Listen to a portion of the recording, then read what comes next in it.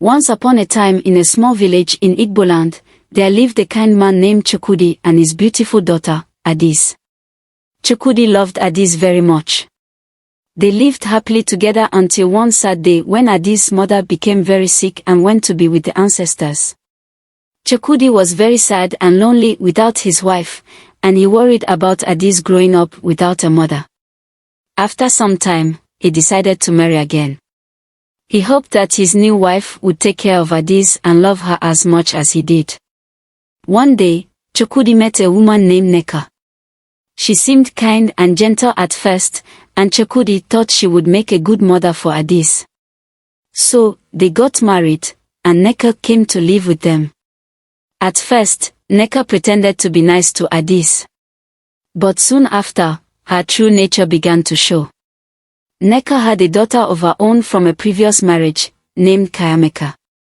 Nneka loved Nneka very much, but she did not like Adaeze at all. She was jealous of Adaeze's beauty and kindness. One morning, Nneka woke Adaeze up very early and gave her a long list of chores to do. Adaeze had to fetch water from the stream, sweep the entire compound, and wash all the clothes. Meanwhile, Nneka was allowed to play and do whatever she wanted. When Chukwudi was away at work, Nneka would scold Adaeze and make her do even more chores. "You are not good enough to play like my Nneka," Nneka would say.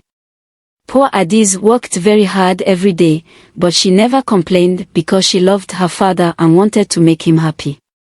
One day, as Adaeze was fetching water from the stream, she met an old woman sitting by the water. The old woman had kind eyes and a warm smile. "Why do you look so sad, my dear?" the old woman asked. Adaeze told the old woman everything about her wicked stepmother and all the hard chores she had to do. The old woman listened carefully and then said, "Do not worry, my child. You have a kind heart, and good things will come to you." The old woman gave Adaeze a small, shiny pebble and said, "Whenever you feel sad or need help, hold this pebble and think of something happy. It will give you strength and courage." Adaeze thanked the old woman and put the pebble in her pocket. She felt a little better knowing that someone cared about her.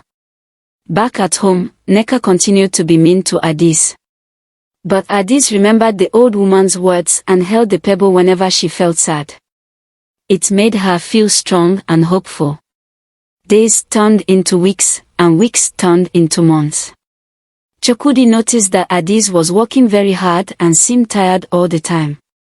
He decided to take a closer look at what was happening in his home. One day, he stayed home from work without telling anyone. He hid behind a tree and watched Nneka and Nneka while they thought he was away. He saw how Nneka treated Adaeze and how she made her do all the chores. Chukwudi's heart was heavy with sadness. He knew he had to do something to help his beloved daughter. But how could he confront Nneka without causing more trouble? Chukwudi decided to talk to Adaeze first. He wanted to hear her side of the story. That evening, he called Adaeze to his room. "My dear Adaeze," he began gently, "I have noticed that you are working very hard and seem tired. Is there something you want to tell me?" Adaeze hesitated at first, not wanting to cause any trouble. But she saw the love and concern in her father's eyes and decided to tell him the truth.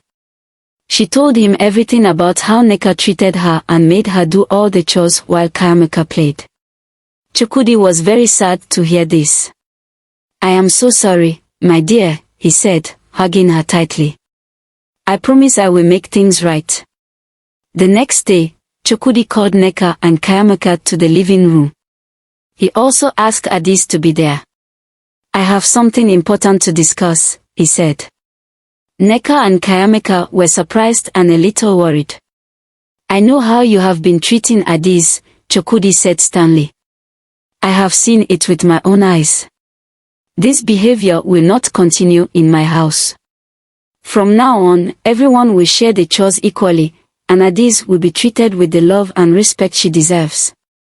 Nneka was shocked and tried to deny it, but Chukwudi was firm. "I want our home to be a place of love and kindness," he said. If you cannot be kind to Adaeze, then you will have to leave. Nneka realized that she had no choice. She promised to change her ways and be nicer to Adaeze. Chukwudi watched closely to make sure she kept her promise. Over time, Nneka started to see how wonderful Adaeze was. She began to treat her more kindly, and soon, their home became a happier place. Adaeze and Nneka even started to become friends.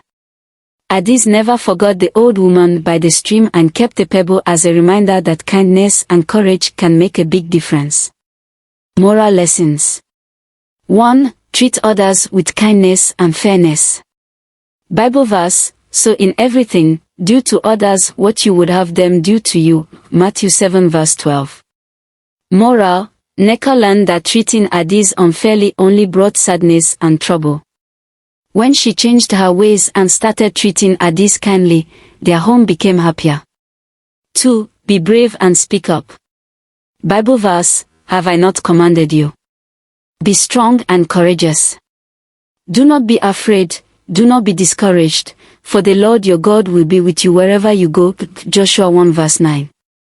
Moral, Adaeze showed courage by telling her father the truth about how she was being treated. Speaking up helped to bring about change. 3. Love and protect your family. Bible verse, but if anyone does not provide for his relatives, and especially for members of his household, he has denied the faith and is worse than an unbeliever. 1 Timothy 5 verse 8. Moral, Chukwudi showed love and protection for his daughter by taking action to ensure she was treated well. Family should always look out for one another.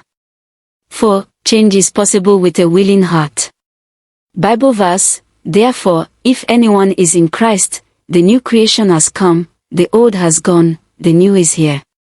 2 Corinthians 5 verse 17. Moral, Nneka learned that it is never too late to change. By deciding to be kinder and fairer, she created a better life for herself and her family. And so, they all lived happily ever after, in a home filled with love, kindness, and respect.